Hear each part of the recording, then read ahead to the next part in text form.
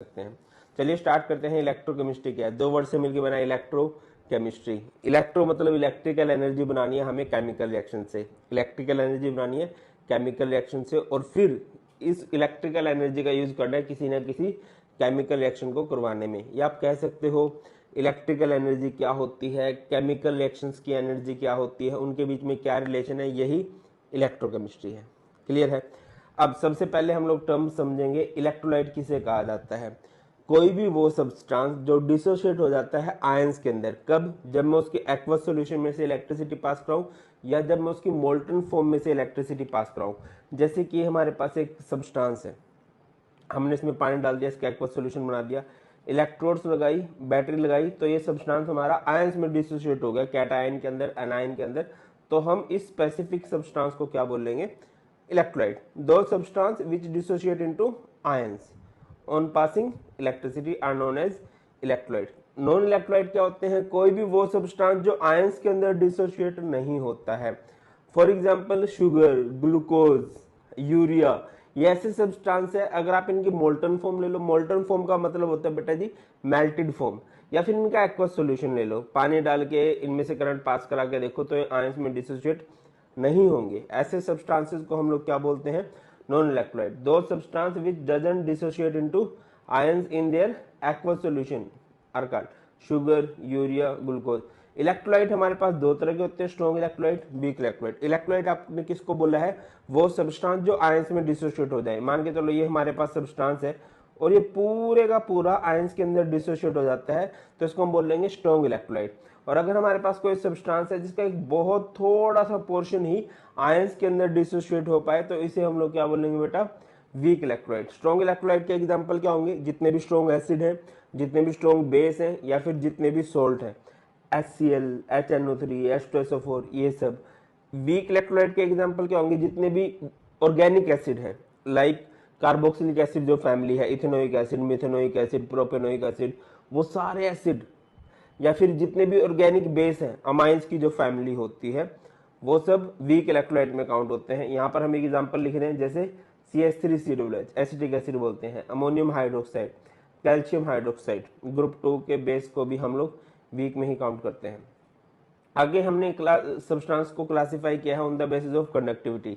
On the basis of conductivity कोई भी substance तीन तरह का हो सकता है: कंडक्टर, इंसुलेटर, सेमीकंडक्टर। कंडक्टर जिसमें से इलेक्ट्रिसिटी पास हो जाए, इंसुलेटर जिसमें से इलेक्ट्रिसिटी पास ना हो पाए, और सेमीकंडक्टर क्या होते हैं? जिनकी कंडक्टिविटी बीच में लाई करती है कंडक्टर और इंसुलेटर के बीच में। आपने तीनों के एग्जांपल मुझे बताने, मुझे पता चले कितनी आती है केमिस्ट्री। कंडक्टर, इंसुलेटर, सेमीकंडक्टर के एग्जांपल आप लोगों ने कमेंट सेक्शन में बताने हैं। आगे मूव करते हैं तो हम कंडक्टर्स को क्लासिफाई कर रहे हैं, तो दो तरीके से क्लासिफाई कर सकते हैं: metallic conductor, electrolytic conductor. Metallic conductor जैसे कि मेटल होती है ना, हमारे बाहर लगी आयरन की वायर या कॉपर की वायर, एल्यूमिनियम की वायर, या फिर सिल्वर की वायर। सिल्वर की वायर नहीं होती है ना, क्योंकि हम लोग इंडियंस हैं, करंट लगे तो लगे, बट चांदी तो चुरा ही लेंगे, है ना। तो उनके अंदर जो मेटल्स होती हैं बेटा, उनके अंदर करंट किस वजह से फ्लो करता है? Due to the presence of free electron. Flow of electricity due to the flow of free electrons. अगर आप इलेक्ट्रोलिटिक कंडक्टर्स की बात करते हो, इनके अंदर इलेक्ट्रिसिटी क्यों फ्लो करती है? Due to the flow of ions. Electrolyte होते हैं जो, देखिए, करंट सिर्फ दो रीजन से फ्लो कर सकता है, या तो किसी के पास फ्री इलेक्ट्रॉन हो या किसी के पास फ्री आयंस हो। मेटालिक कंडक्टर के पास फ्री इलेक्ट्रॉन्स होते हैं और इलेक्ट्रोलिटिक कंडक्टर के पास फ्री आयंस होते हैं। इसी वजह से, क्योंकि इसमें जो इलेक्ट्रिसिटी फ्लो करती है वो इलेक्ट्रॉन्स की वजह से फ्लो करती है, तो इनका दूसरा नाम होता है इलेक्ट्रॉनिक कंडक्टर्स।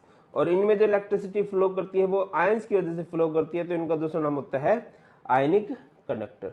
अब देखिए, अगर आपको किसी मेटालिक कंडक्टर में से पास करवानी है इलेक्ट्रिसिटी, तो उस सब्सटेंस का डिसोशिएट होना जरूरी नहीं है ना। ऐसा नहीं है कि भाई लोहे में से करंट तभी पास होगा अगर लोहे की तार टूट जाए। होता है क्या ऐसा? भैया अगर लोहे की तार टूट गई तो करंट फ्लो ही नहीं करेगा। अगर आपको NaCl में से करंट पास कराना, मान के चलो NaCl सॉलिड स्टेट में है, तो इसमें से करंट पास नहीं कर सकता। इसको बेटा जी आयंस में डिसोशिएट करना पड़ेगा हमें, है ना। तो जब इसके आयंस बनेंगे, like Na positive, Cl negative, तभी आयंस बनेंगे और आयंस में से करंट फ्लो करेगा। यही यहाँ पर लिखा गया है, मेटालिक कंडक्टर में flow of electricity takes place without the decomposition of substance का डीकम्पोज होना जरूरी नहीं है। और इसमें flow of electricity takes place by the decomposition of substance. NaCl को टूटना पड़ेगा, या NaCl की जगह कोई भी है उसको टूटना पड़ेगा। क्लियर है। और एग्जांपल की बात करो, और बढ़िया सबसे इंपॉर्टेंट पॉइंट क्या होता है बेटा, मेटालिक कंडक्टर्स का अगर आप कभी भी टेम्परेचर बढ़ाओगे तो इनकी इलेक्ट्रिकल कंडक्टिविटी घटती है। रिपीट कर रहा हूं, मेटालिक कंडक्टर का अगर आप टेम्परेचर बढ़ाओगे तो इनकी इलेक्ट्रिकल कंडक्टिविटी घटती है। अब क्वेश्चन राइज होता है कि सर क्यों घटती है। देखो, ये मेरे पास एक मेटालिक वायर है, इसके पास क्या है, बहुत सारे फ्री इलेक्ट्रॉन्स हैं। ठीक है, बहुत सारे फ्री इलेक्ट्रॉन्स हैं, और यहां पर पॉजिटिव होल्स हैं। मैटर्स के पास क्या होते हैं, पॉजिटिव होल्स होते हैं, जिनको हम कर्नल बोलते हैं। क्या बोलते हैं दादा, कर्नल बोला जाता है।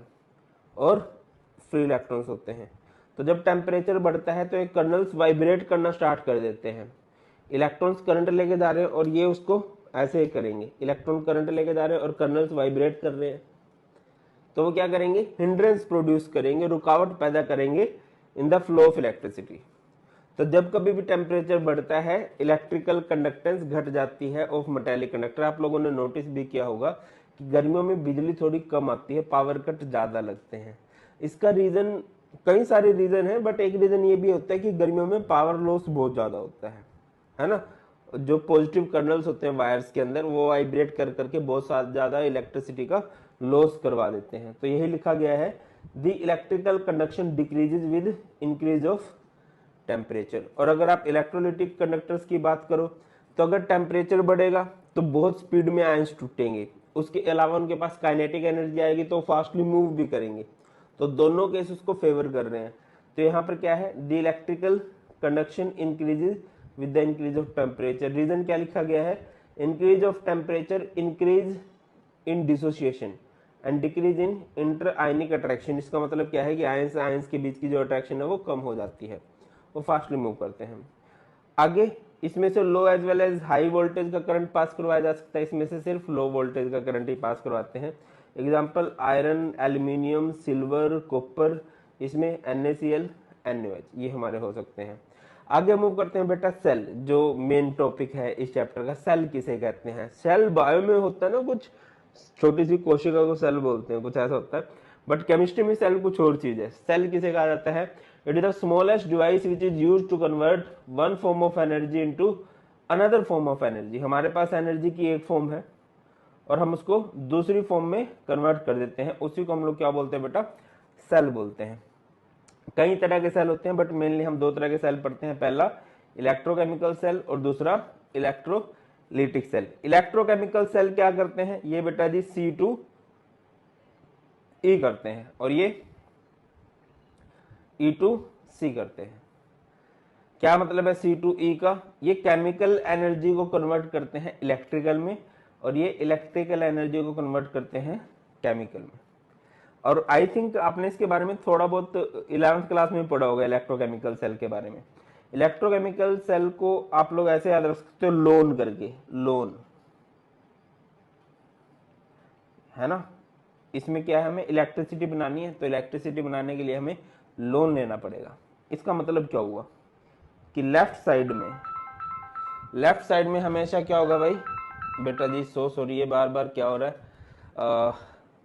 मेरे घर वाले जान जान के फोन करे जा रहे हैं, ये मुझे भी नहीं पता क्यों कर रहे हैं।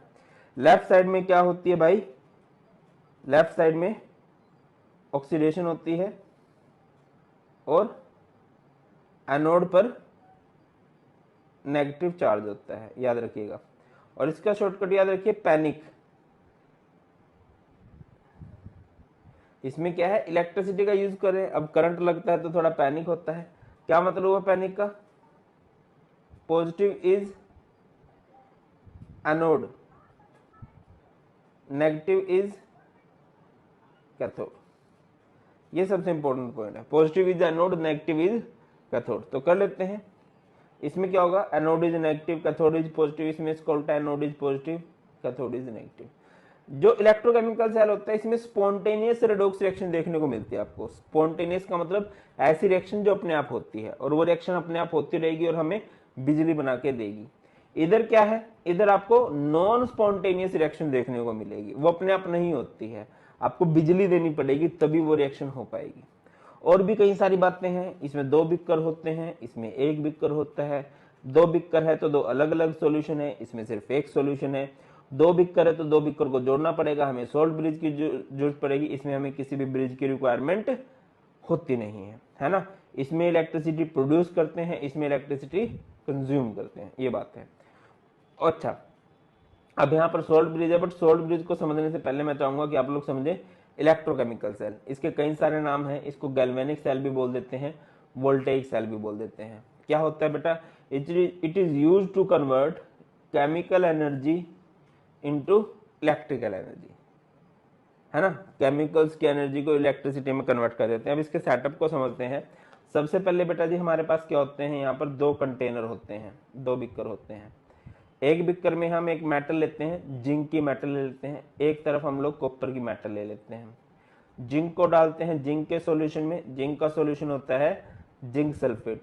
कॉपर को हम डालते हैं कॉपर के सॉल्यूशन में, कॉपर का सॉल्यूशन होता है कॉपर सल्फेट। ठीक है, बढ़िया हो गया काम। बट यहाँ से बिजली नहीं बनेगी। बिजली को चेक करने के लिए करंट लगा देंगे और यहाँ पर लगा देंगे बल्ब। अगर ये लट्टू जग गया इट मीन्स यहाँ पर बिजली आ गई, बट अभी हुआ नहीं है।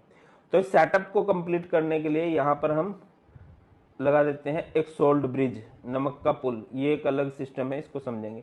इसके बाद रिएक्शन स्टार्ट हो जाती है। और इसके बाद जो आप लोगों ने पढ़ा था लोन, लोन का मतलब क्या है बेटा, लेफ्ट में ऑक्सीडेशन होगी, एनोड पर नेगेटिव चार्ज होगा। इस तरफ क्या होगी, ऑक्सीडेशन, इस तरफ क्या होगी, रिडक्शन।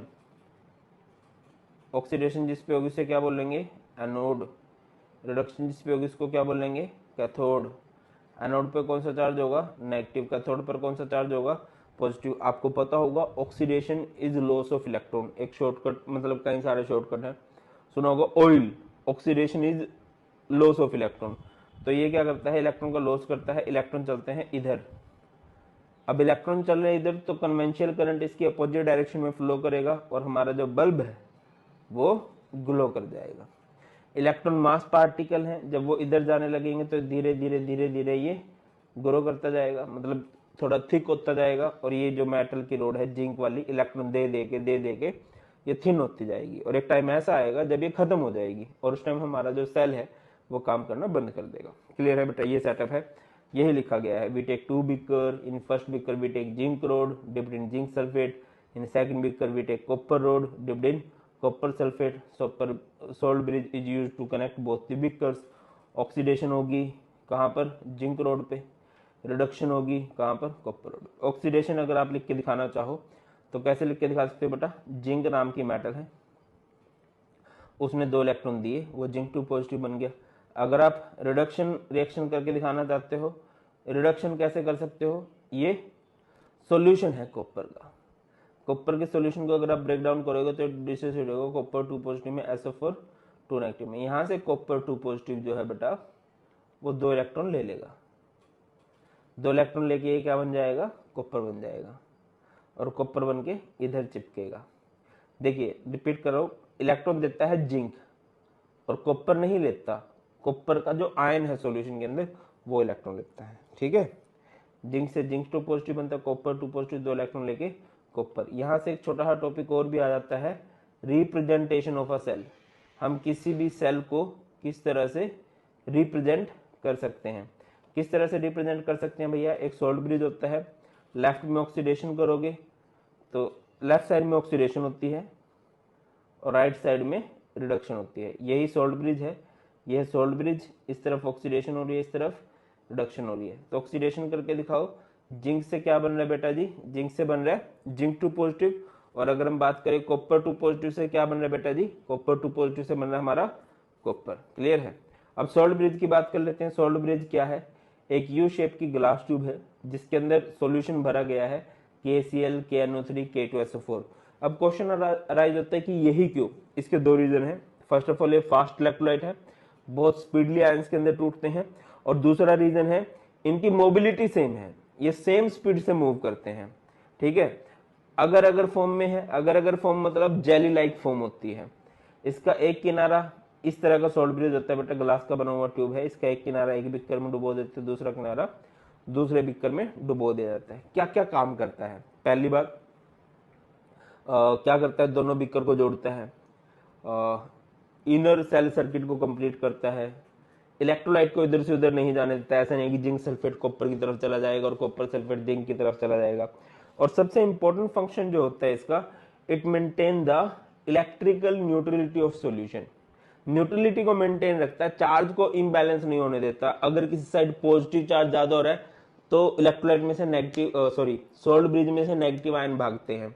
अगर किसी साइड नेगेटिव चार्ज ज्यादा हो रहा है तो सोल्ट ब्रिज में से पॉजिटिव आयन भागते हैं और उसको बैलेंस कर देते हैं। तो ये इसके इंपॉर्टेंट फंक्शन होते हैं बेटा। आई थिंक क्लियर हो गया यहाँ तक। आगे बढ़ते हैं और बात करते हैं इलेक्ट्रोड पोटेंशियल किसे कहा जाता है। The tendency of an electrode to either lose or gain electron when it is placed in its own solution. आपने कोई भी इलेक्ट्रोड ली, लाइक कॉपर की इलेक्ट्रोड ली और आपने उसको कॉपर के सॉल्यूशन में डाल दिया, लाइक कॉपर सल्फेट में। जिंक की इलेक्ट्रोड ली, जिंक के सॉल्यूशन में डाल दिया, जिंक सल्फेट। सिल्वर की इलेक्ट्रोड ली, सिल्वर के सॉल्यूशन में डाल दिया। ऐसी कोई भी इलेक्ट्रोड लो, उसी के सॉल्यूशन में डाल दो, तब वो इलेक्ट्रॉन ले पा रही है या दे पा रही है, उस टेंडेंसी को ही हम लोग क्या बोलते हैं बेटा जी, इलेक्ट्रोड पोटेंशियल बोलते हैं। अगर वो इलेक्ट्रॉन दे, टेंडेंसी टू लूज इलेक्ट्रॉन कहलाती है ऑक्सीडेशन पोटेंशियल। अगर वो इलेक्ट्रॉन ले तो उसे बोलते हैं रिडक्शन पोटेंशियल। और अगर ये कंडीशन स्टैंडर्ड है, स्टैंडर्ड कंडीशन का मतलब टेम्परेचर 298 केल्विन है, प्रेशर 1 एटमॉस्फेरिक है, कंसंट्रेशन 1 मोलर है, अगर ये तीन कंडीशन है, उन कंडीशंस के अंदर कोई इलेक्ट्रोड इलेक्ट्रॉन ले रही है या दे रही है, उसे हम लोग बोलते हैं standard electrode potential. Standard reduction potential को स्टैंडर्ड इलेक्ट्रोड पोटेंशियल माना जाता है। किसी भी इलेक्ट्रोड की इलेक्ट्रॉन को लेने की टेंडेंसी को स्टैंडर्ड इलेक्ट्रोड पोटेंशियल माना जाता है अकॉर्डिंग टू IUPAC। अब कौन इलेक्ट्रॉन लेने वाली है, कौन इलेक्ट्रॉन देने वाली है, इसके लिए हमें कुछ डिवाइस बनाना पड़ेगा और हमने वो डिवाइस बनाया। उस डिवाइस का नाम रखा गया SHE, स्टैंडर्ड हाइड्रोजन इलेक्ट्रोड। इसका दूसरा नाम होता है NHE, नॉर्मल हाइड्रोजन इलेक्ट्रोड। कुछ इस तरह का सेटअप होता है बेटा। सबसे पहले हमारे पास एक कंटेनर होता है, फिर एक आउटर ग्लास ट्यूब होती है ना, अंदर एक इनर ग्लास ट्यूब होती है, प्लेटिनम की एक वायर होती है और नीचे प्लेटिनम का फॉइल होता है। प्लेटिनम का फॉइल, प्लेटिनम एक डी ब्लॉक की नोबल मेटल है। नोबल मेटल किसे कहते हैं? जो जनरली रिएक्शन करना पसंद नहीं करती। ये अपना सरफेस प्रोवाइड करती है कि इसके ऊपर रिएक्शन हो। Getting my point? प्लेटिनम की फॉइल लगा रखी है हमने, ये आपको दिखाई दे रही होगी। ये डी ब्लॉक की मेटल है जो अपना सरफेस प्रोवाइड करती है रिएक्शन को होने देने के लिए। इलेक्ट्रॉन आ भी सकते हैं, जा भी सकते हैं। यहां पर हम लोग क्या करते हैं, अच्छा यहां पर एक सॉल्यूशन लिया जाता है किसका, 1 मोलर HCl सॉल्यूशन का।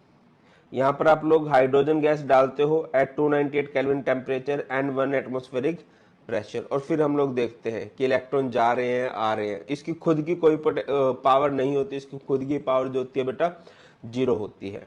Device which is used to calculate standard electrode potential of any electrode, it can act as oxidation as well as reduction potential. देखिए अगर ऑक्सीडेशन शो कर रहा है तो ऑब्वियसली इलेक्ट्रॉन दिए जाएंगे और H2 से क्या बन जाएगा, 2H पॉजिटिव। रिडक्शन में रिएक्शन उल्टी हो जाएगी, इलेक्ट्रॉन कौन लेगा, HCl में से जो H पॉजिटिव आयंस बनते हैं वो इलेक्ट्रॉन लेके H2 गैस बनाते हैं और यहाँ पर बबल्स बन जाते हैं। तो दोनों चीज पॉसिबल है। अगर इलेक्ट्रॉन देने हैं तो हाइड्रोजन गैस देगी और अगर इलेक्ट्रॉन लेने हैं तो H पॉजिटिव आयंस लेंगे।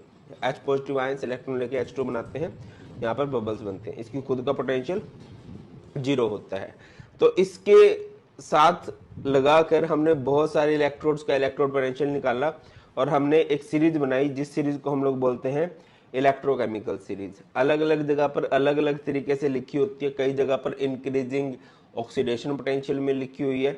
हम लोगों ने इसको लिखा है in the increasing order of standard reduction potential. जैसे जैसे हम लोग डाउन द ग्रुप जाएंगे स्टैंडर्ड रिडक्शन पोटेंशियल की वैल्यू बढ़ती चली जा रही है। याद करने की सिंपल सी ट्रिक है, लीटा, कार, आड़ी, जमी, फनी, पंजाबन, है, क्यूट, अंग्रेजन, भारत आई, ऑस्ट्रेलिया से क्या लेकर, फरारी लेकर यहाँ पर आप F लिख दीजिए और F का मतलब है फ्लोरीन। फ्लोरीन ये इनकी वैल्यू है, इसकी वैल्यू होती है +2.87 वोल्ट। थोड़ा सा टाइम लगा के इनको आप याद भी कर सकते हो।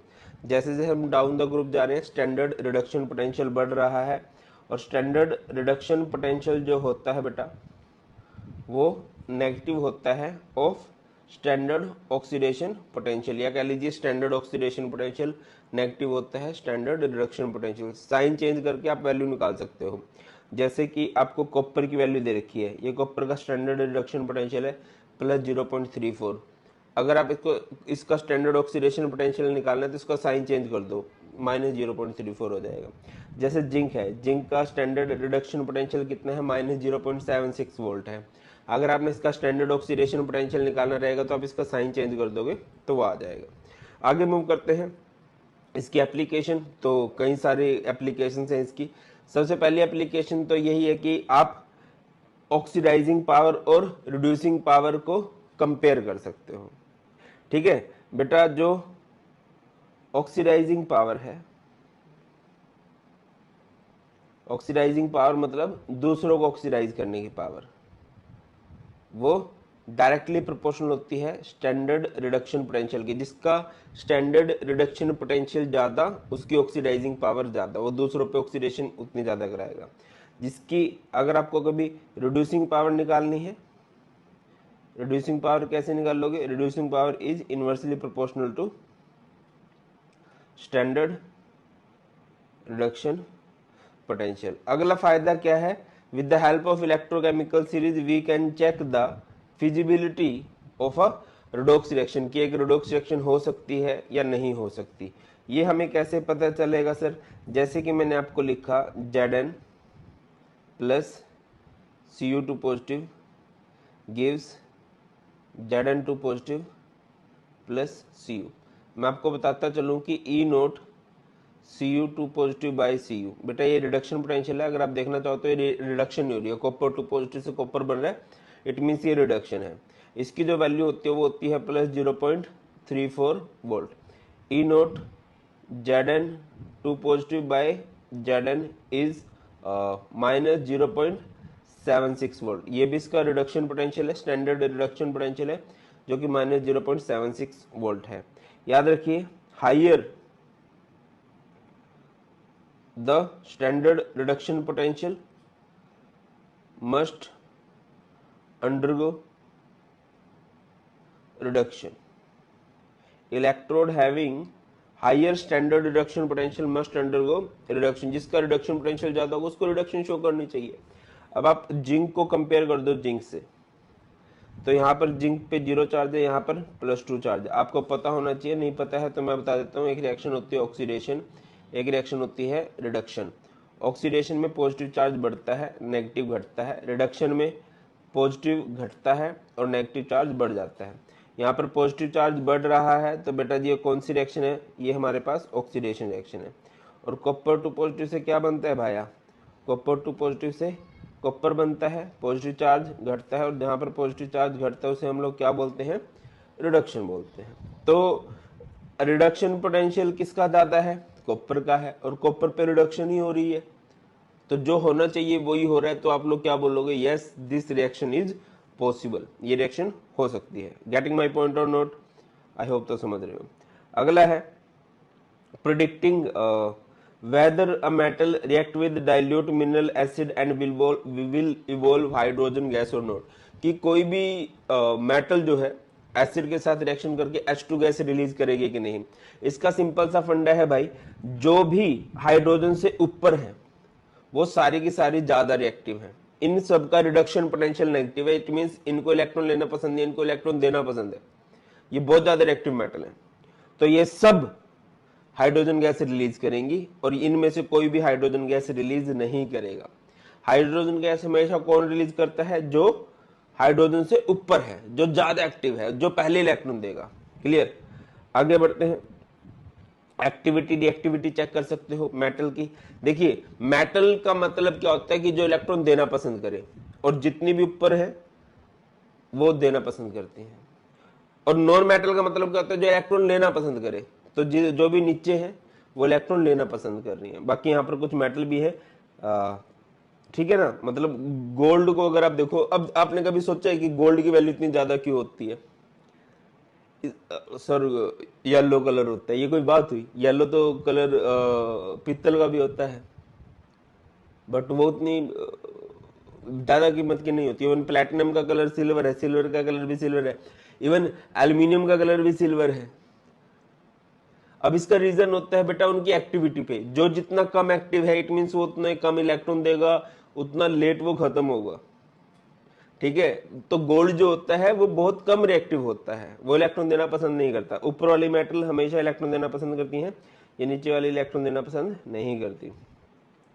Calculation of EMF of a cell, EMF अगर निकालना है, ई नोट सेल बोलते हैं इसको, इलेक्ट्रोमोटिव फोर्स बोलते हैं, standard electric potential of cell बोलते हैं। अगर आपको सेल नोटेशन दे रखी है तो ई नोट राइट माइनस ई नोट लेफ्ट कर सकते हो, या फिर ई नोट कैथोड माइनस ई नोट एनोड कर सकते हो, या फिर आरओ, आरओ मतलब ई नोट रिडक्शन माइनस ई नोट ऑक्सीडेशन। जैसे हम पिछले की बात करें, यहां पर अगर आपको ई नोट सेल निकालना आ जाए तो आप कैसे निकाल लोगे? ई नोट रिडक्शन माइनस ई नोट ऑक्सीडेशन। ई नोट किसका? जिसने रिडक्शन शो की है, रिडक्शन शो की है कॉपर ने, और कॉपर की वैल्यू कितनी दे रखी है बेटा? प्लस 0.34 माइनस ऑक्सीडेशन, ऑक्सीडेशन किसने शो की है? जिंक ने, जिंक की वैल्यू कितनी दे रखी है? माइनस 0.76। इसको जब आप सिंपल आउट करोगे तो बेटा ये आएगा 1.10 वोल्ट, है ना। और ये वैल्यू प्लस में आ रही है, इट मीन्स ये सेल पॉसिबल है, ये रिडॉक्स एक्शन पॉसिबल है। और अगर कभी वैल्यू नेगेटिव आ जाए इट मीन्स वो सेल पॉसिबल है नहीं। क्लियर है? आगे मूव करते हैं, नेक्स्ट बात करते हैं नर्स्ट इक्वेशन। बहुत ही इंपॉर्टेंट टॉपिक है नर्स्ट इक्वेशन। इसके देखो बेटा, अगर आपको कभी भी किसी भी, देखो नर्स्ट इक्वेशन कब काम आती है? कि जब कंडीशन नॉन स्टैंडर्ड हो जाए। नॉन स्टैंडर्ड कंडीशन का मतलब क्या है? कि टेम्परेचर 298 केल्विन ना रहे, प्रेशर 1 एटमॉस्फेरिक ना रहे, कंसंट्रेशन 1 मोलर ना रहे, जनरली कंसंट्रेशन चेंज होती है। तो नर्स्ट इक्वेशन क्या बताती है? कि इलेक्ट्रोड पोटेंशियल का क्या रिलेशन है कंसंट्रेशन के साथ, ठीक है। अगर आपको किसी मेटल का इलेक्ट्रोड पोटेंशियल निकालना है, फॉर्मूला क्या रहेगा? ई नोट मेटल माइनस 0.0591, इसको मैं बोल लूंगा, आप ऐसे भी कर सकते हो। अगर आपको कभी भी, मैं ऊपर लिख देता हूं, किसी भी मेटल का इलेक्ट्रोड पोटेंशियल निकालना है तो E metal is equal to E naught metal, easy calculation के लिए minus 0.06 by N log 1 by concentration of the metal in ionic form. मैं आपको सिंपल वर्ड्स में समझा ही देता हूं एक क्वेश्चन यहां से। जैसे कि हमारे पास है कॉपर, कॉपर 2 पॉजिटिव ने बेटा जी 2 इलेक्ट्रॉन ले लिए और ये क्या बन गया? कॉपर बन गया। आपको पता है E naught copper 2 positive by copper की वैल्यू कितनी थी? प्लस 0.34 वोल्ट थी, ठीक है। अब आपको यहां पर इसका ईएमएफ निकालना है। मान लो इसकी कंसंट्रेशन दे रखी है 0.01 मोलर, तो आप नर्स्ट इक्वेशन लगाओगे। नर्स्ट इक्वेशन क्या बोलती है आपको?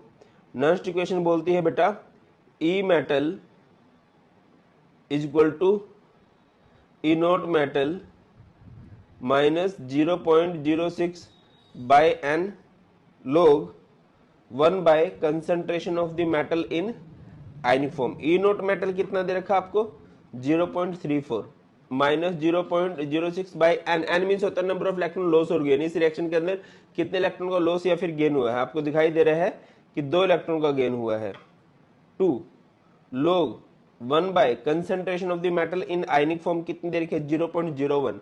डेसिमल के बाद जितने डिजिट होते हैं 10 की पावर उतनी माइनस में कर दो, 10 की पावर -2 कर दी, तो हो जाएगा 0.34 माइनस, इसको सिंपल आउट करोगे 0.03 लोग, ये 10 की पावर -2 ऊपर जाके लोग 10 की पावर 2 हो जाएगी। लोग अगर कभी आपको पता होगा, लोग अगर m की पावर n है तो पावर आगे आ जाती है, ये फॉर्मूला बन जाता है n log m। तो बेटा ये क्या हो जाएगा? 0.34 माइनस 0.03 इंटू में 2 log 10, log 10 की वैल्यू 1 होती है और ये 0.06, तो यहां से आ जाएगा 0.28 वोल्ट। इस तरह से आप लोग इजीली कोई भी क्वेश्चन बेटा कर सकते हो। आगे मूव करते हैं, Nernst equation for a cell. अगर आपको किसी सेल के लिए करना है भाई, ये आपको सेल दे रखा है A plus B give C plus D E cell is equal to E naught cell minus 0.0591 by n log product by reactant, और जो कोफिशिएंट होते हैं वो पावर में चले जाते हैं, सी की पावर सी, डी की पावर डी, ए की पावर ए, बी की पावर बी। और मैं आपको बोलूंगा सबसे इजी फॉर्मूला क्या है, ये रहा सबसे easy formula, E cell is equal to E naught cell minus 0.0591 by N log concentration which undergoes oxidation to the concentration which undergoes reduction। Easy calculation के लिए आप कौन सा फॉर्मूला कर सकते हो, डोंट वरी बेटा, इसके हम क्वेश्चन भी ट्राई करेंगे। E cell is equal to E naught cell minus 0.06 by N log concentration which undergoes oxidation to the concentration of the metal which undergoes reduction. Ionic form वाली metal आप लोगों ने ले लेनी है, ठीक है। और यहाँ पर इस सारे को हटा के हम QC लिख सकते हैं। QC का मतलब रिएक्शन कोशिएंट होता है, और अगर कभी कंडीशन स्टैंडर्ड है तो QC क्या हो जाता है बेटा, KC हो जाता है, और उस केस में जो आपका ई सेल है ये 0 हो जाता है। तो हमारा एक नया फॉर्मूला बन के निकलता है। फॉर्मूला क्या है, E naught cell is equal to 0.06 by N log KC, where KC means होता है इक्विलिब्रियम कांस्टेंट। और कई बार आपको ये निकालना होता है कि किसी भी सेल से आपको मैक्सिमम कितनी एनर्जी मिल सकती है। तो बेटा ये हम लोग कैसे निकाल सकते हैं, डेल्टा जी नोट का फॉर्मूला होता है minus N F E naught cell, इसे बोलते हैं स्टैंडर्ड गिब्स फ्री एनर्जी। और कई बार आपको गिब्स फ्री एनर्जी निकालनी होती है, स्टैंडर्ड गिब्स फ्री एनर्जी नहीं निकालनी होती, यानी कि आपको निकालना होता है डेल्टा जी। तो डेल्टा जी का फॉर्मूला रहेगा minus N F E cell. इस तरह से बेटा जी आप इसको कर सकते हो। तो मैं क्वेश्चन हम लोग फ्रेम करते हैं यहाँ से, जिससे आपको सारी की सारी बात इजीली समझ में आने लग जाए। जैसे कि हमने हाइपोथेटिकल क्वेश्चन बनाया, Zn से बन रहा है Zn 2 पॉजिटिव, यहाँ पर सोल्ट ब्रिज, और कॉपर 2 पॉजिटिव से बन रहा है कॉपर। इसकी कंसंट्रेशन मान लेते हैं 0.1 मोलर है, इसकी कंसंट्रेशन मान लेते हैं 0.01 मोलर है। E naught copper 2 positive by copper आप लोगों को दे रखा है प्लस 0.34 वोल्ट बेटा, और E naught Zn 2 positive by Zn आपको दे रखा है माइनस 0.76 वोल्ट, ये आपको दे रखा है, ठीक है। अब क्या करोगे आप लोग, यहाँ से सबसे आपको कई चीजें बोला गया, आपको EMF निकालने को बोला गया, log KC निकालने को बोला गया, डेल्टा जी निकालने को बोला गया, डेल्टा जी नोट निकालने को बोला, आपको सब कुछ निकालने को बोला गया, ठीक है। तो चलिए करते हैं इस क्वेश्चन को। सबसे पहले EMF निकाल लेंगे। EMF के लिए हमें लगानी पड़ेगी यहाँ पर नर्न्स्ट इक्वेशन। नर्न्स्ट इक्वेशन का फॉर्मूला क्या बनेगा, E cell is equal to E naught cell minus 0.06 by N log concentration of the metal which undergoes oxidation to the concentration of the metal in ionic form which undergoes reduction। अब हमें ई naught cell निकालना है पहले तो। अब ई naught cell का formula क्या होता है भाई, ई नोट सेल का फॉर्मूला होता है ई नोट रिडक्शन माइनस ई नोट ऑक्सीडेशन, या फिर अगर आपको सेल नोटेशन दे रखी है, जैसे इस केस में आप देखो तो आपको सेल नोटेशन दे रखी है, तो ई नोट राइट माइनस ई नोट लेफ्ट। राइट में कॉपर है, कॉपर की वैल्यू है 0.34, माइनस लेफ्ट में है जिंक, और जिंक की वैल्यू दे रखी है माइनस 0.76। तो बेटा इसको सिंपल आउट करोगे तो हो जाएगा 0.34 प्लस 0.76, सिंपल आउट करके आएगा 1.10 वोल्ट। याद रखिए इंपॉर्टेंट बात है, क्लियर है। यहाँ से आपका आ गया 1.10 वोल्ट। अब आ जाओ E cell is equal to E naught cell आपको कितना दे रखा है 1.10 minus 0.06 by N, N means number of electron loss और गेन। आप जिंक से जिंक 2 पॉजिटिव बन रहा है, 2 इलेक्ट्रॉन का डिफरेंस है, कॉपर 2 पॉजिटिव से कॉपर बन रहा है 2 का डिफरेंस है, तो लॉस और गेन कितने का हुआ है 2 का। कई बार ये लॉस और गेन मैच नहीं करता, उन केसेस में आप क्या करते हो, उन केसेस में आप मल्टीप्लाई करते हो। मान लो कि किसी रिएक्शन में 2 का लॉस है 3 का गेन है, तो उनको मल्टीप्लाई कर दो 6 हो जाएगा, ठीक है। अब इधर आ जाओ, लोग concentration which undergoes oxidation, oxidation किसने शो किया बेटा Zn 2 पॉजिटिव ने, और रिडक्शन किसने शो किया बेटा कॉपर 2 पॉजिटिव ने, ठीक है। ये हो जाएगा 1.10 माइनस 03, 0.06 बाई 2 0.03 होगा ना। लोग concentration which undergoes oxidation, zinc ने की है और इसकी कंसंट्रेशन है 0.1 मोलर, यानी कि 10 की पावर -1। डेसिमल के बाद जितने डिजिट है उतनी 10 की पावर माइनस कर दो। कॉपर 2 पॉजिटिव की अगर मैं बात करूं, कॉपर 2 पॉजिटिव 0.01, डेसिमल के बाद 2 डिजिट है, 10 की पावर -2 कैंसिल हो जाएगा, 10 की पावर -1 बचेगा। ये 10 की पावर -1 ऊपर जाएगा, log 10 होगा और log 10 की वैल्यू 1 होती है, तो हो जाएगा 1.07 वोल्ट। अब आपको 2-3 चीजें और सोल्व करनी है। मान के चलो कि आपको कैलकुलेट करना है डेल्टा जी। डेल्टा जी का फॉर्मूला क्या रहेगा, -NF ई सेल। एन का मतलब होता है नंबर ऑफ इलेक्ट्रॉन लॉस और गेन इन डायरेक्शन, 2 का हुआ है। फैराडे कांस्टेंट बेटा 96500 है और ई सेल कितना आया है 1.07। जो भी आएगा बेटा यहां से जूल में आंसर आ जाएगा, किलो जूल में निकालना है, 1000 से डिवाइड कर लेना, आप आंसर बता देना मुझे। आपको डेल्टा जी नोट निकालना है। डेल्टा जी नोट का फॉर्मूला क्या होगा, आपको जनरली डेल्टा जी नोट पूछा जाता है। डेल्टा जी नोट का फॉर्मूला हो जाएगा -NF ई नोट सेल 2, फैराडे कांस्टेंट की वैल्यू 96500 और ई नोट सेल कितना दे रखा है भाई, ई नोट सेल था 1.10 वोल्ट। इसको भी जो भी सोल्व करोगे वो जूल पर मोल में आंसर आ जाएगा, ठीक है।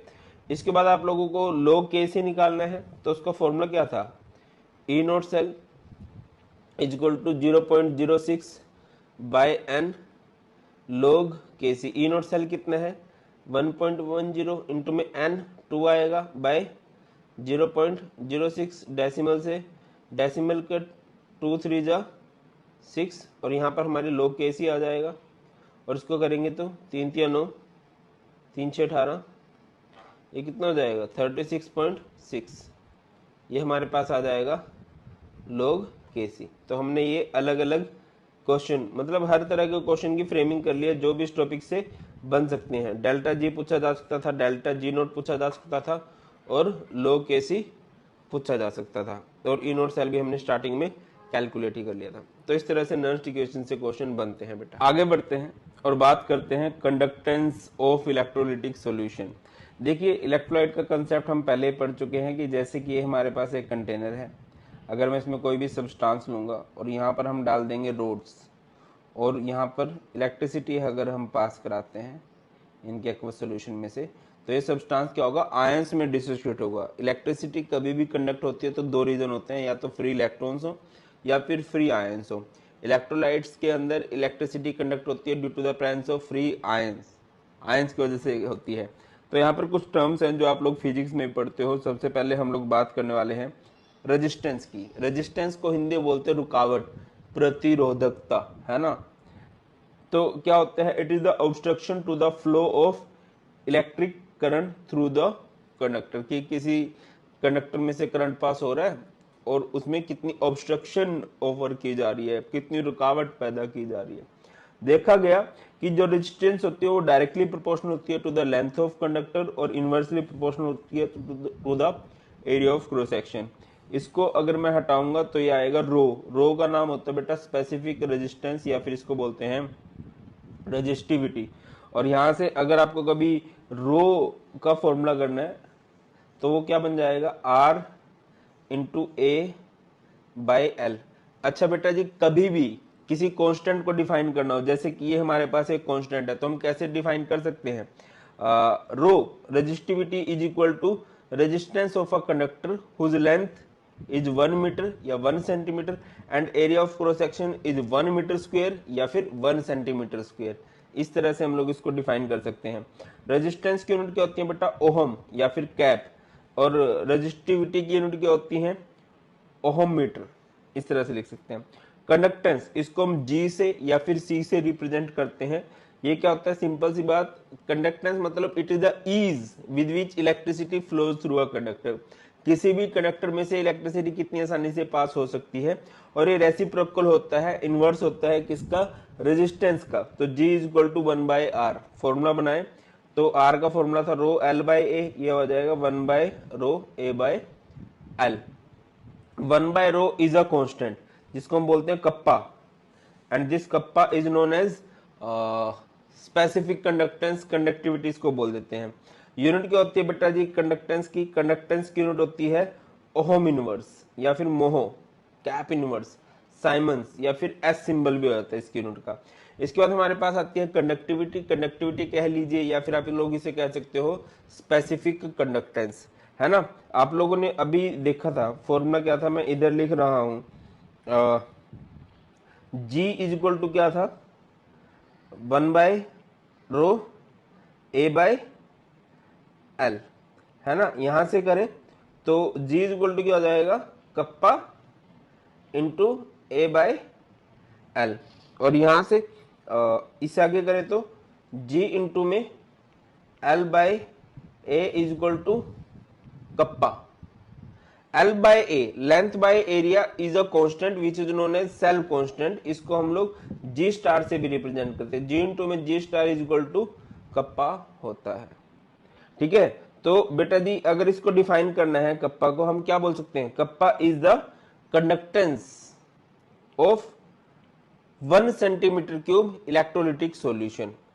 ये एरिया मतलब 1 सेंटीमीटर स्क्वायर और लेंथ 1 सेंटीमीटर, और वहां से अगर मैं टोटल वॉल्यूम निकाल लूंगा तो 1 सेंटीमीटर क्यूब बन जाएगा। देखो जैसे यहां पर आपको दिखाई दे रहा हो, इसको अगर आप नोटिस करो तो यहाँ पर हमारे पास क्या है, 1 सेंटीमीटर क्यूब सॉल्यूशन है। इसकी जो कंडक्टेंस होती है उसी को हम लोग क्या बोलते हैं बेटा जी, कंडक्टिविटी बोल देते हैं।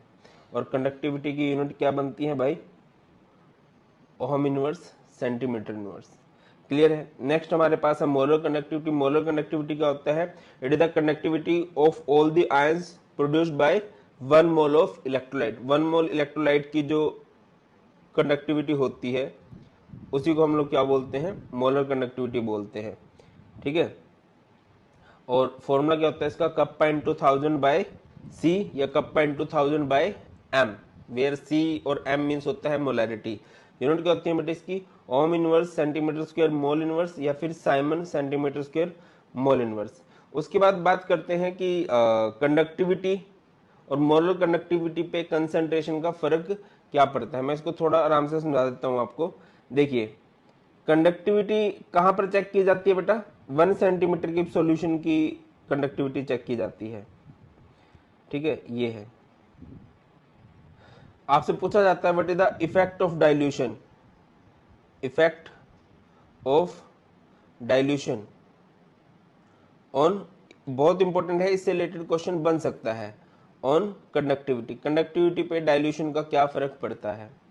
कंडक्टिविटी 1 सेंटीमीटर क्यूब की है, डाइल्यूशन का मतलब होता है पानी डालना, डाइल्यूशन बढ़ाना यानी कंसंट्रेशन घटाना। तो इससे होगा क्या भैया, 1 सेंटीमीटर क्यूब के अंदर नंबर ऑफ आयंस कम हो जाएंगे, और अगर नंबर ऑफ आयंस कम हो गए तो उसकी कंडक्टेंस भी क्या हो जाएगी, कम हो जाएगी, उसकी कंडक्टिविटी भी क्या हो जाएगी, कम हो जाएगी। क्या लिखोगे, conductivity, conductivity decreases on dilution. क्यों, बिकॉज नंबर ऑफ आयंस पर सेंटीमीटर क्यूब डिक्रीजेस। पर सेंटीमीटर क्यूब में नंबर ऑफ आयंस घट जाते हैं, इस वजह से कंडक्टिविटी भी घटती है ऑन डाइल्यूशन। अच्छा अगला आपसे पूछा जाता है effect of dilution, effect of dilution on molar conductivity. तो मोलर कंडक्टिविटी का फॉर्मूला आप लोगों ने सुना होगा, क्या होता है बेटा, कप्पा इंटू 1000 बाय एम। इसको अगर मोर सिंपली करना चाहूं, कप्पा इंटू 1000 बाय एन, और ये वी ऊपर चला जाएगा। डाइल्यूशन बढ़ाओगे तो वॉल्यूम बढ़ेगा, और वॉल्यूम बढ़ेगा तो मोलर कंडक्टिविटी बढ़ेगी। क्या लिखते हैं, on dilution, on dilution molar conductivity, molar conductivity increases. क्यों इंक्रीज होती है, due to the increase in ions and their mobility. Mobility means speed, उनकी स्पीड बढ़ रही है, इस वजह से मोलर कंडक्टिविटी बढ़ती है। तो याद रखिए अगर कभी भी डाइल्यूशन बढ़ेगी बेटा जी तो उस केस में कंसंट्रेशन घटेगी, और अगर कंसंट्रेशन घटेगी तो वहां पर कंडक्टिविटी घट जाएगी। अगर कभी डाइल्यूशन बढ़ेगा तो कंसंट्रेशन भी घटेगी और मोलर कंडक्टिविटी उस केस में क्या हो जाएगी, बढ़ जाएगी। ये याद रखना, इससे रिलेटेड क्वेश्चन आपके बन जाते हैं आगे। अच्छा, तो आपने देख लिया कि यार जो मोलर कंडक्टिविटी है वो कंसंट्रेशन घटाने पे बढ़ती है, तो इसके लिए हमने एक ग्राफ बनाया। क्या है ये? है कंसंट्रेशन वर्सेस मोलर कंडक्टिविटी का ग्राफ, कंसंट्रेशन का रूट। यहां पर हमारे पास क्या है? कंसंट्रेशन का रूट है,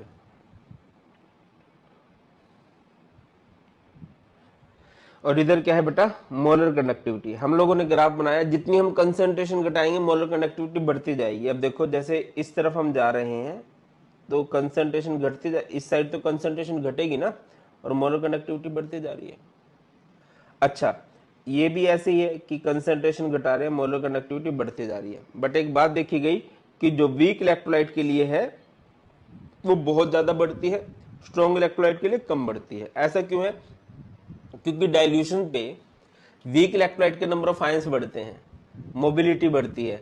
उसके नंबर ऑफ आयंस क्यों बढ़ते हैं? क्योंकि वीक इलेक्ट्रोलाइट कभी भी कंप्लीटली डिसोशिएट नहीं होते, वो पार्शियली डिसोशिएट होते हैं। जितना उनको ज्यादा जितना उनमें ज्यादा पानी डाले जाएगा और ज्यादा नंबर ऑफ आयंस बढ़ते जाएंगे। बट स्ट्रॉन्ग इलेक्ट्रोलाइट के केस में ऐसा नहीं है। स्ट्रॉन्ग इलेक्ट्रोलाइट क्या होते हैं? जो स्टार्टिंग में ही पूरे डिसोशिएट हो चुके होते हैं, तो अगर आप उन पे और पानी डालोगे तो नंबर ऑफ आयंस नहीं बढ़ेंगे, स्टार्टिंग में ही बढ़ चुके हैं जितने बढ़ने थे, उनकी सिर्फ मोबिलिटी बढ़ती है। इस वजह से डाइल्यूशन पे या डाइल्यूशन बढ़ाने पे, कंसंट्रेशन घटाने पे एक ही बात है, डाइल्यूशन बढ़ाना, कंसंट्रेशन घटाना। अगर मैं पानी ज्यादा डालता जाऊंगा मिठा कम होता जाएगा, कंसंट्रेशन कम होती जाएगी। तो स्ट्रॉन्ग इलेक्ट्रोलाइट कम बढ़ता है और वीक ज्यादा बढ़ता है। अच्छा, अगर मैं इस ग्राफ को एक्स्ट्रा प्लॉट कर दूंगा तो यहां पर मोलर कंसंट्रेशन जो है वो 0 हो जाएगी। इसे बोलते हैं limiting molar conductivity. On the other hand, अगर वीक इलेक्ट्रोलाइट के लिए मैं एक्स्ट्रा प्लॉट करूंगा तो ये इस तरह से चला जाएगा, ये पैरेलल टू वाई एक्सिस हो जाएगा। ये कभी भी मैच नहीं करेगा, किसको? वाई एक्सिस को नहीं। इसकी लिमिटिंग मोलर कंडक्टिविटी ग्राफ की हेल्प से नहीं निकलती है, तो वहां पर हम लोग यूज करते हैं कोलर्स लॉ का। कोलर्स लॉ ने क्या बोला? किसी भी इलेक्ट्रोलाइट की अगर आपको लिमिटिंग मोलर कंडक्टिविटी निकालनी है, लिमिटिंग मोलर कंडक्टिविटी का सिंबल बेटा जी ये हो सकता है या फिर ये भी हो सकता है। क्या मतलब है? इस 0 का मतलब है 0 कंसंट्रेशन, इस इनफाइनाइट का मतलब है इनफाइनाइट डाइल्यूशन। बात एक ही है, चाहे इनफाइनाइटली डाइल्यूट कर दो, पानी बहुत ज्यादा डालोगे तो कंसंट्रेशन 0 ही होगी, 0 के अप्रोक्स होगी।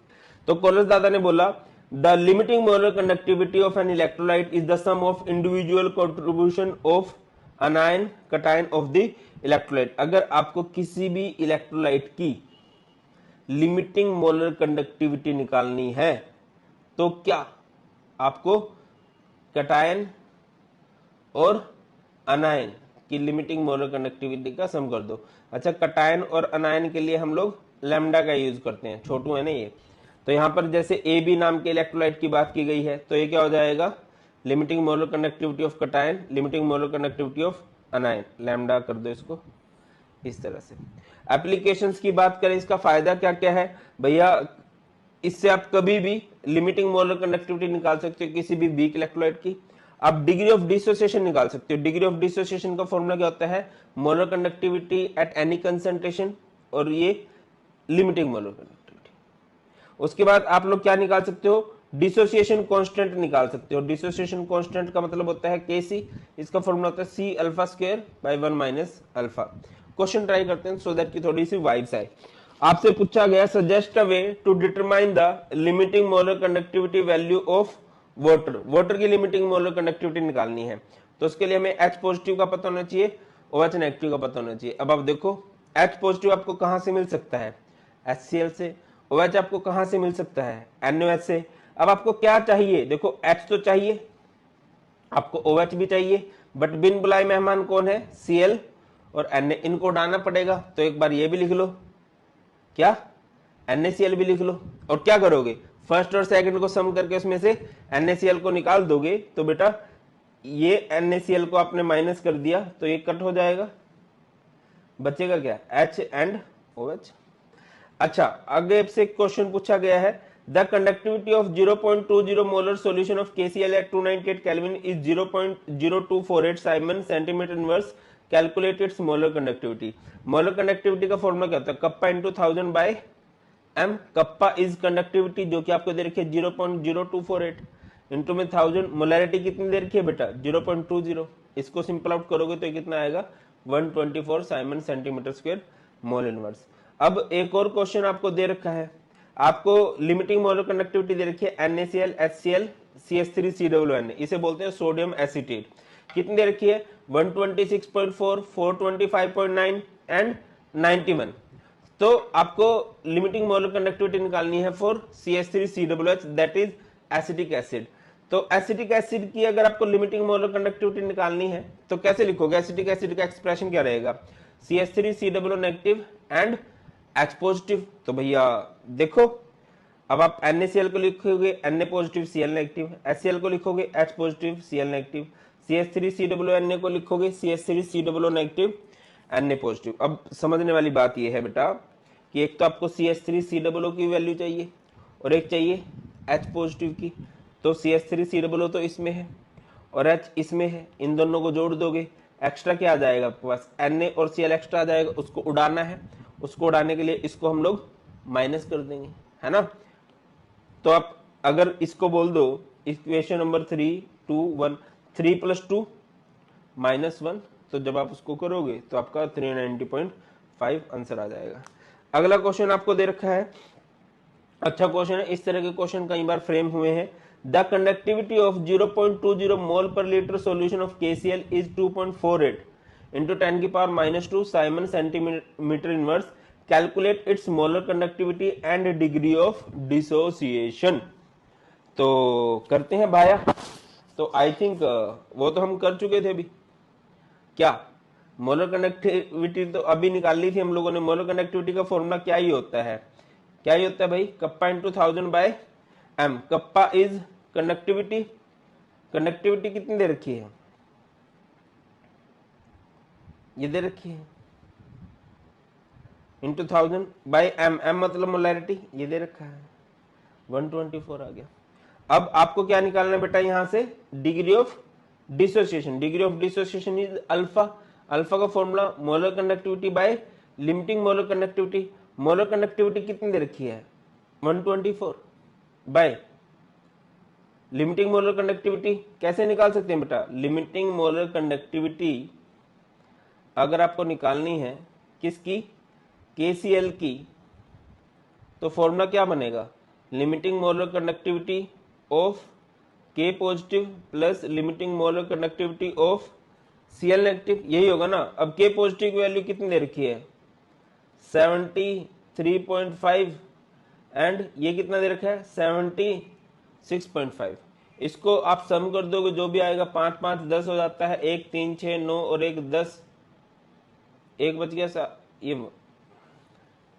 ठीक है ना। ये कितना बन गया 124 बाय 150। इसको सिंपल आउट करेंगे तो ये कितना हो जाएगा ब्रो 0.82। आपसे कई बार percentage of degree of dissociation पूछ लिया जाता है, परसेंटेज अगर निकालना तो उसको 100 से मल्टीप्लाई कर दो तो ये 82% आ जाएगा। क्लियर है। ऐसे ऐसे हाथ में इसलिए करने लगे हूँ क्योंकि मैं ध्रुव राठी की वीडियो बहुत ज्यादा देखने लग गया हूँ, ठीक है। इतना ज्यादा इन्फ्लुएंस किससे नहीं होना चाहिए।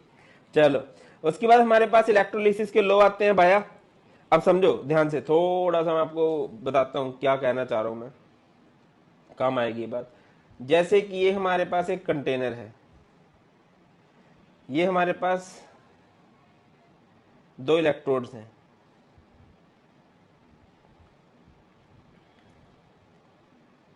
और इनको हमने कनेक्ट कर दिया किससे भाई, इनको हमने कनेक्ट कर दिया है बैटरी से।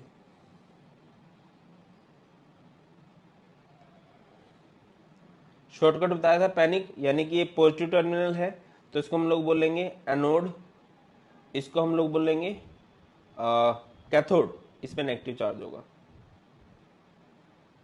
मान लो आपने ए बी नाम का इलेक्ट्रोलाइट ले लिया और आपने इसका मोल्टन सॉल्यूशन ले लिया या एक्वस, कोई भी ले सकते हैं, मोल्टन मान लेते हैं हम लोग। तो क्या होगा, इलेक्ट्रोलाइट है तो आयंस में डिसोशिएट होगा बेटा, और आयंस में डिसोशिएट कुछ ऐसे होगा कि इधर जाएंगे आपके नेगेटिव आयंस और इधर जाएंगे आपके पॉजिटिव आयंस। याद रखिए अनायन मूव्स टू, अनायन किधर मूव करते हैं, एनोड की तरफ। अनायन पे नेगेटिव चार्ज होता है, एनोड पर पॉजिटिव चार्ज होता है।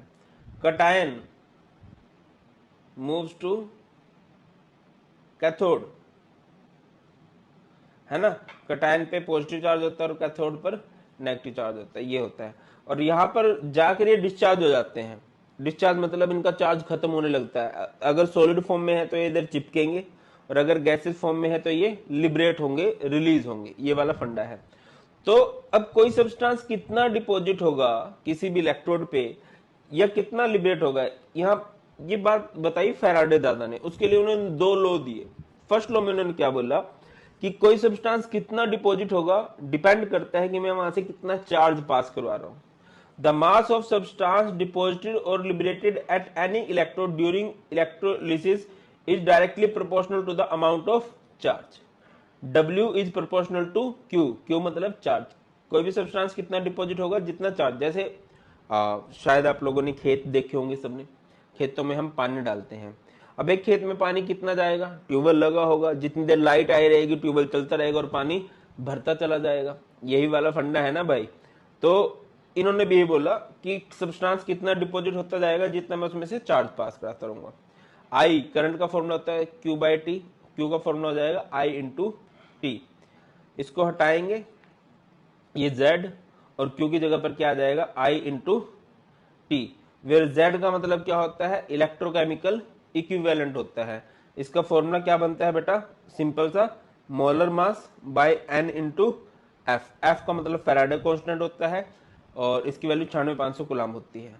ठीक है, इसको मैंने ऐसे याद रखा है, W मतलब विनिंग, और विनिंग का मतलब होता है जीतना, Z × I × T। अब इसके कुछ क्वेश्चन कर लेते हैं।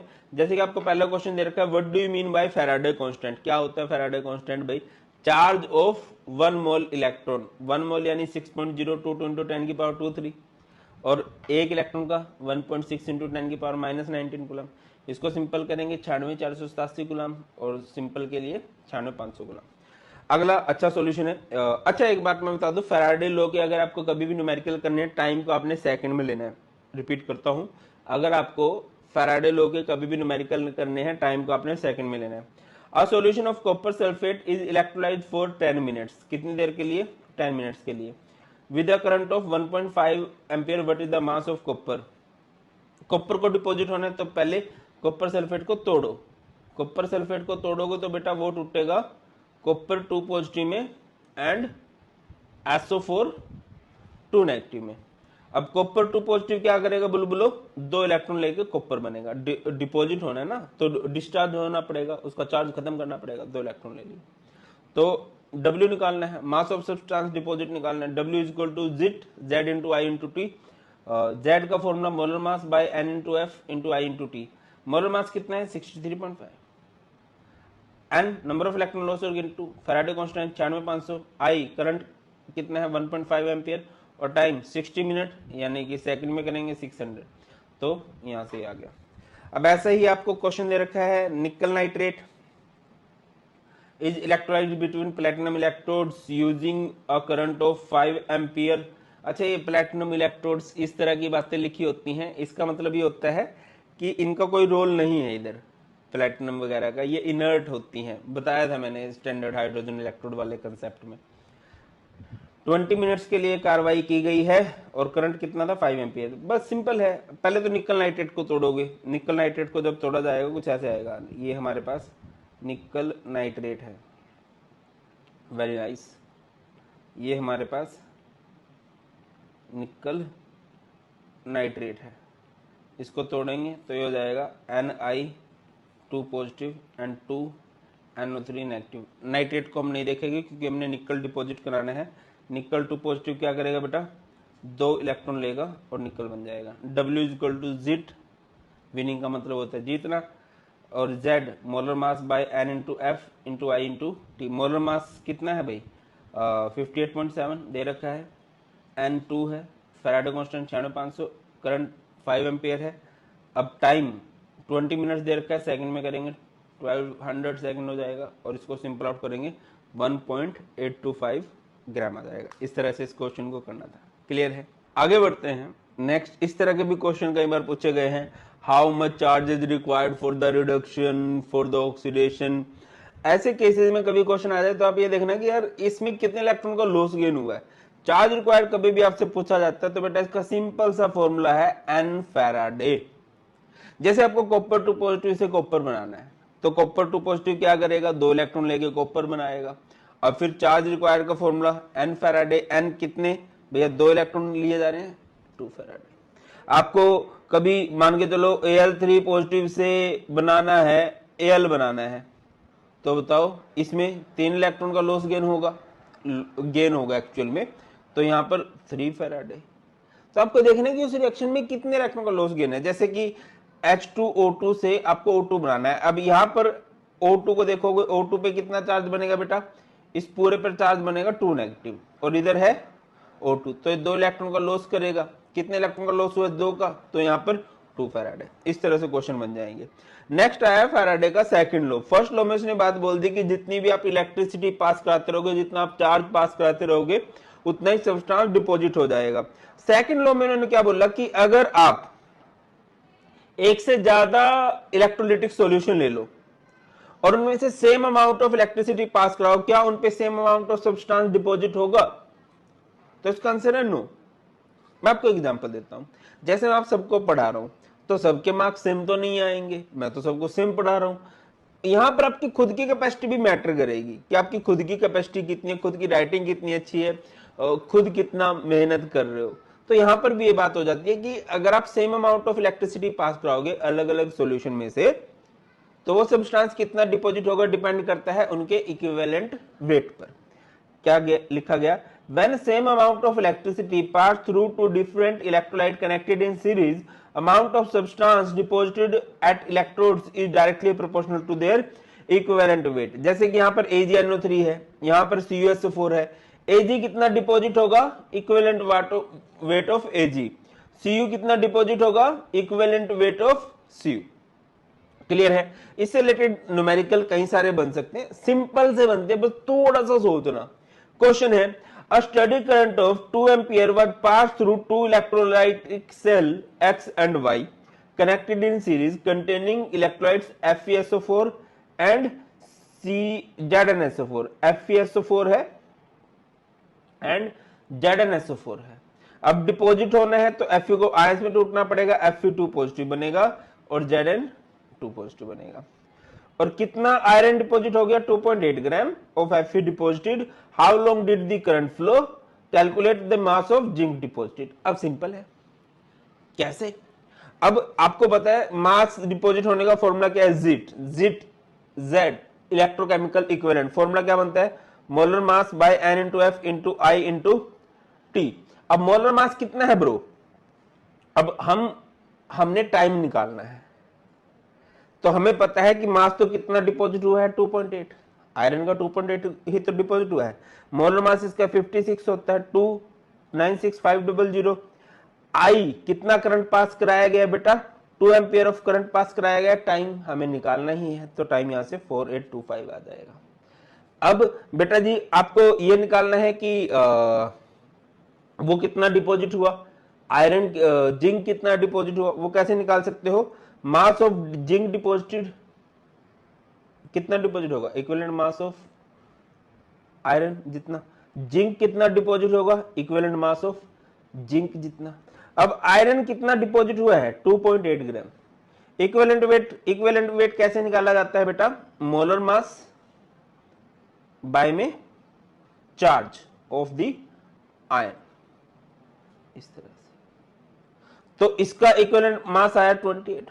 आपको जिंक का निकालना है, जिंक का इक्विवेलेंट मास कितना आएगा, उसका मोलर मास जो कि 65 है बाय में 2, क्योंकि इस पे 2 पॉजिटिव ही चार्ज था ना, तो बस यहां से आंसर आ जाएगा। आगे मूव करते हैं, बैटरीज की बात करते हैं। कमर्शियल बैटरीज इनको बोलते हैं क्योंकि इनमें हम कम इन्वेस्टमेंट करके इनसे ज्यादा फायदा लिया जाता है। These are the sources of electrical energy which may have one or more cell connected in series.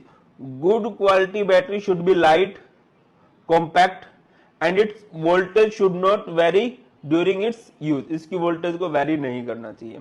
तो जनरेशन के बेस पे 3 बैटरीज हैं, primary, secondary, fuel cell. Primary जो सबसे पहले बनी थी नॉन रिचार्जेबल होती है, सेकेंडरी जो बाद में बनी रिचार्जेबल है, और फ्यूल सेल जिसमें इलेक्ट्रिसिटी प्रोड्यूस की जाती है by the combustion of fuel. Primary batteries की अगर मैं एग्जांपल की बात करूं, जैसे रेडियो में सेल यूज होते हैं उसे हम ड्राई सेल बोलते हैं। अच्छा, प्राइमरी बैटरीज किसे कहा जाता है?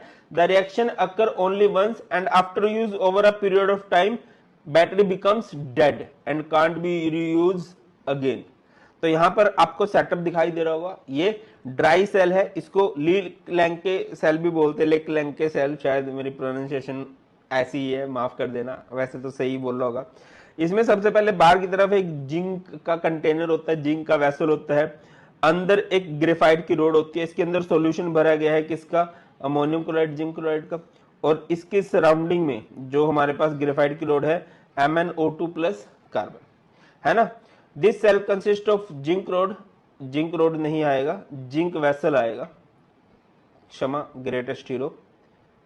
Vessel act as anode and cathode is carbon rod which is surrounded by powdered MnO2। बेटा रिएक्शन थोड़ी याद करें ना, एनोड पर जिंक 2 इलेक्ट्रॉन देगा, Zn2 पॉजिटिव बनेगा, कैथोड पर MnO2 अमोनियम है और 2 इलेक्ट्रॉन का गेन होके ये सारा हिसाब किताब बनेगा। और इसकी वोल्टेज जो है वेरी करती है 1.35 वोल्ट से 1.5 वोल्टेज के बीच में, इसी वजह से इसको इतना अच्छा नहीं माना जाता, 1.3 से 1.5 वोल्टेज। इसके बाद मर्करी सेल होता है जिसको हम बटन सेल भी बोलते हैं, बहुत ही कॉम्पैक्ट सा सेल होता है ना। घड़ियों के अंदर इसका यूज किया जाता है, जिसके अंदर आपने ये बाहर की तरफ तो क्या है, इसके अंदर भी जिंक का वेसल है। इसके अंदर पेस्ट आप लोगों ने किसका लिया है? HgO का एंड KOH का। एनोड पर क्या होगा बेटा? जिंक 2 इलेक्ट्रॉन देगा, 2OH नेगेटिव के साथ जुड़ के ZnOH2 बनाएगा। रिएक्शन याद रख लेना, मैं इसको डिटेल में नहीं समझा रहा हूँ, बाकी मैं कोशिश करूंगा एक दिन जरूर समझा दूं, है ना। 15-20 दिन, महीने में एक वीडियो में जरूर डाल लूंगा, रिएक्शन को बहुत डिटेल में, बहुत आराम से, शिद्दत से समझा दूंगा। अभी के लिए तुम लोग ऐसे याद रख लो। कैथोड पर क्या होगा? HgO, H2O, ये वाला H2O, ये 2 इलेक्ट्रॉन, ठीक है। अब इस रिएक्शन को जोड़ेंगे 2OH नेगेटिव से 2OH नेगेटिव, H2O 2 इलेक्ट्रॉन से कैंसिल, तो ये आएगा। ये जो सेल है ये नॉन आयनिक है, it remains constant as the overall cell reaction have no ions are involve in this solution. So इस वजह से लंबे टाइम तक चलते हैं। वॉचेस के अंदर यूज किया जाता है, हेयरिंग एड्स के अंदर, टॉयज के अंदर इसका यूज किया जाता है। इसके बाद सेकेंडरी बैटरीज आती हैं जो क्या होती हैं? रिचार्जेबल होती हैं और उनको लंबे टाइम तक यूज किया जा सकता है। बहुत सारे एग्जांपल है, जैसे हमारे फोन की बैटरी है, लिथियम आयन बैटरी बोलते हैं। हमारे घरों में जो बैटरी यूज होती है बेटा उसे लेड स्टोरेज बैटरी बोलते हैं। मोबाइल कैमरा की जो बैटरीज होती हैं उसे निकल कैडमियम बैटरी बोल सकते हैं। तो ये हमारे पास सेटअप है बेटा, ये लेड स्टोरेज बैटरी का सेटअप है कि एक कंटेनर है प्लास्टिक का, इधर 6 इलेक्ट्रोड है जिनमें से 3 लेड की हैं और 3 लेड ऑक्साइड की हैं। लेड पर ऑक्सीडेशन होगी, एनोड की तरह काम करेगी, लेड ऑक्साइड पर रिडक्शन होगी, कैथोड की तरह काम करेगी।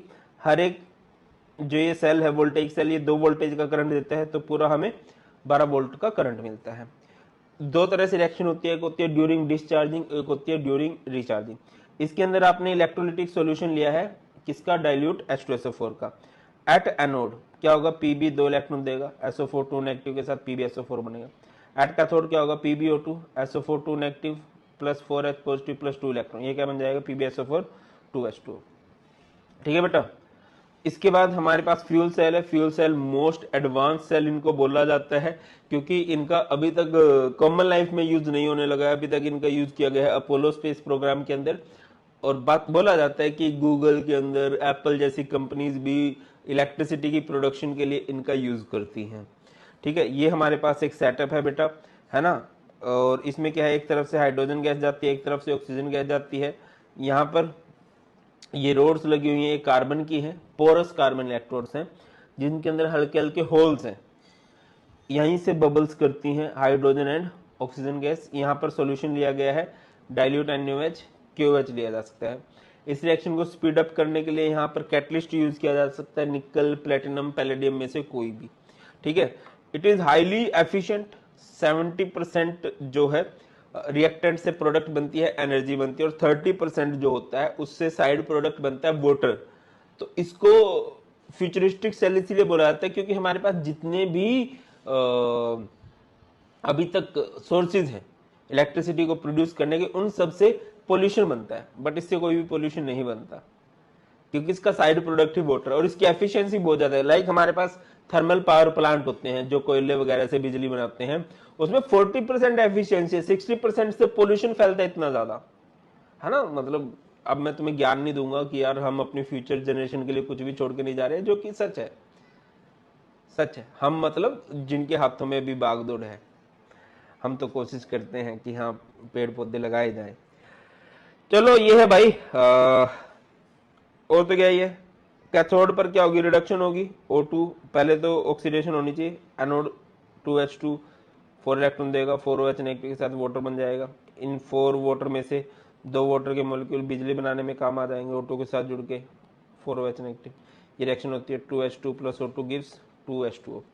एक है कोरूजन। कोरूजन का मतलब होता है किसी भी मेटल का धीरे धीरे खत्म होना। ये बात हमने थोड़ी देर पहले ही पढ़ी है कि जो मेटल्स होती हैं वो एक्टिव होती हैं, वो इलेक्ट्रॉन देना पसंद करती हैं, तो धीरे धीरे धीरे धीरे वो खत्म होने लगती हैं, ठीक है। और वो खत्म क्यों होते हैं, क्योंकि हमारे एटमॉस्फेयर में बहुत सारी गैसेज ऐसी हैं जिनको कॉन्टिन्यूसली इलेक्ट्रॉन चाहिए। मेटल देने के लिए तैयार है, वो लेने के लिए तैयार है, बस खत्म कर देंगे मेटल को। और गोल्ड इजीली इलेक्ट्रॉन नहीं देता, दैट्स वाई उसकी वैल्यू बहुत ज्यादा है। क्लियर है। The eating away of a metal by atmospheric gases, moisture etcetera is called corrosion. Silver जो है ब्लैक हो जाता है क्योंकि सिल्वर सल्फाइड बन रहा है। अच्छा, एक होता है रस्टिंग। रस्टिंग वर्ड यूज किया जाता है for iron only. Corrosion word use किया जाता है हर एक मेटल के लिए कि हर एक मेटल धीरे धीरे खत्म हो रही है, इसको कोरिजन बोलते हैं। Copper turns green due to the formation of a basic layer of copper hydroxide and copper carbonate. Rusting of iron, the formation of reddish brown, iron के ऊपर रेडिश ब्राउन लेयर बनती है, इसे बोलते हैं hydrated ferric oxide Fe2O3 XH2O। कौन कौन से फैक्टर जो इफेक्ट करते हैं, presence of impurities in metal, अगर किसी मेटल में ज्यादा इंप्योरिटीज होंगी वो जल्दी खराब होगी। इलेक्ट्रोलाइट इन वाटर, जितना ज्यादा इलेक्ट्रोलाइट होगा जल्दी खराब होगी। अगर एक लोहे का पीस है आप नमक वाले पानी में डालोगे और एक जगह प्योर पानी में डालोगे तो नमक वाले पानी में जो डला होगा वो जल्दी खराब हो जाएगा। CO2 से ही बढ़ेगा। Position of metal in EMF series, जिसका स्टैंडर्ड रिडक्शन पोटेंशियल कम, या दूसरे वर्ड्स में कहूं जिसका स्टैंडर्ड ऑक्सीडेशन पोटेंशियल ज्यादा, वो उतनी ज्यादा एक्टिव होती है और वो उतनी जल्दी खराब हो जाती है। प्रोटेक्टिव कोटिंग, प्रोटेक्टिव कोटिंग बचाएगी। प्रोटेक्टिव कोटिंग में barrier protection, sacrificial protection, cathodic protection using anti rusting solution, anti rust solution, समझते हो। मतलब उसके ऊपर पेंट, ऑयल, ग्रीस वगैरह चढ़ा देंगे, या फिर कोई ज्यादा एक्टिव मेटल लाइक जिंक, तो वो उसकी जगह पर इलेक्ट्रॉन दे देते हैं और इस तरह से हम उसको बचा सकते हैं। एक छोटा टॉपिक होता है बेटा प्रोडक्ट ऑफ इलेक्ट्रोलिसिस, इसको थोड़ा सा देख लीजिए, समझिएगा। जैसे कि ये मेरे पास एक कंटेनर है, मैंने अभी थोड़ी देर पहले भी आपको ये समझाया था, ये हमारे पास इलेक्ट्रोड्स हैं, ठीक है।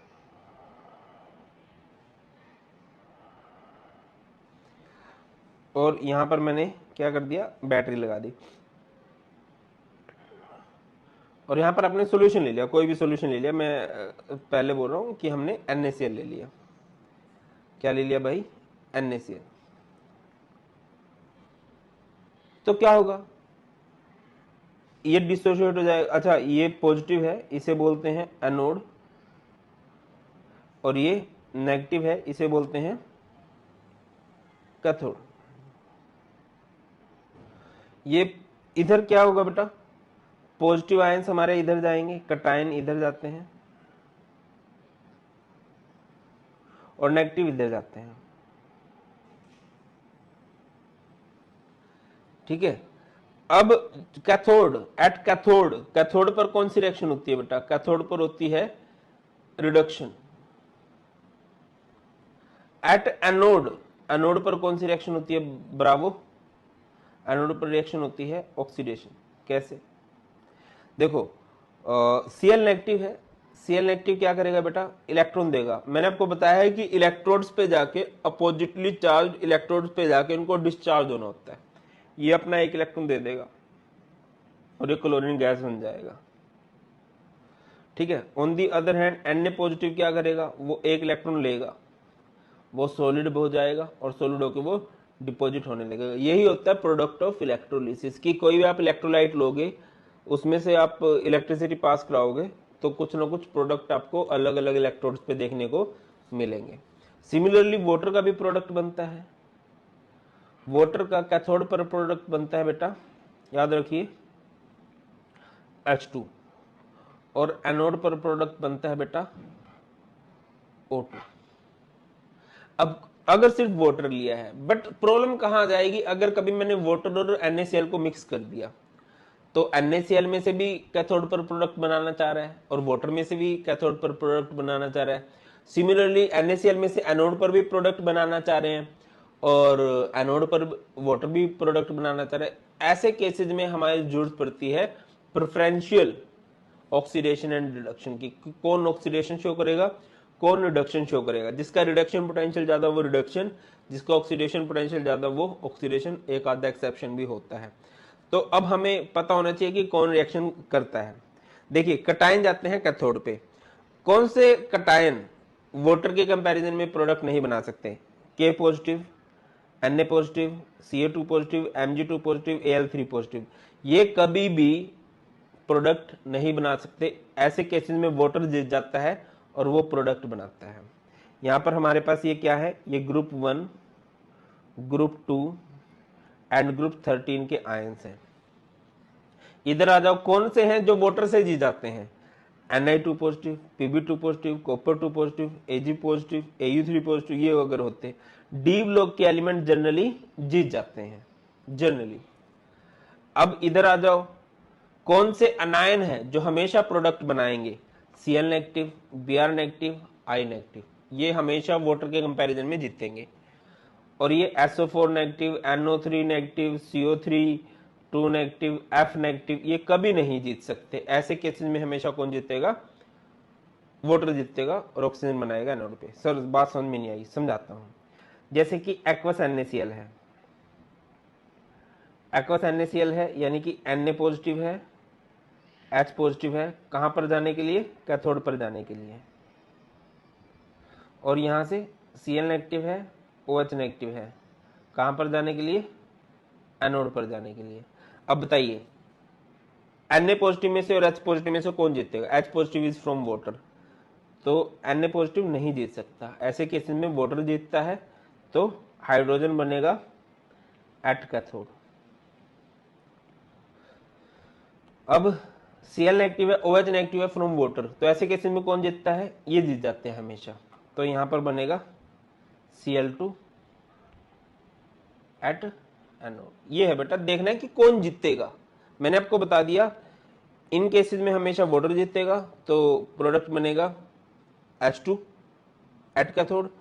यहां पर यही जीतेंगे तो अपना अपना प्रोडक्ट बनाएंगे। इन केसेस में आ जाओ, Cl negative, Br negative, I negative, ये जीतते हैं तो प्रोडक्ट बनता है इनका, और इनके कंपैरिजन में हमेशा वाटर जीतता है तो प्रोडक्ट बनता है इनका। तो यह है बेटा जी आपका सिंपल सा इलेक्ट्रोकेमिस्ट्री। कोशिश की है आपको बहुत अच्छे से समझाने की। स्टिल आपके कुछ भी डाउट हो आप लोग डिटेल वन शॉट देख सकते हो, फिर भी कुछ डाउट रह जाता है आप कमेंट सेक्शन में बता सकते हो। प्रॉमिस करता हूँ बहुत जल्द आपकी प्रॉब्लम से रिलेटेड वीडियो बना दूंगा। That's all in this video. बहुत जल्द मिलते हैं। और इस लेक्चर के नोट्स आपको मिलेंगे टेलीग्राम चैनल जो कि भारत पंचाल सर के नाम से है, और प्रीमियम नोट्स मिलेंगे आपको हमारी वेबसाइट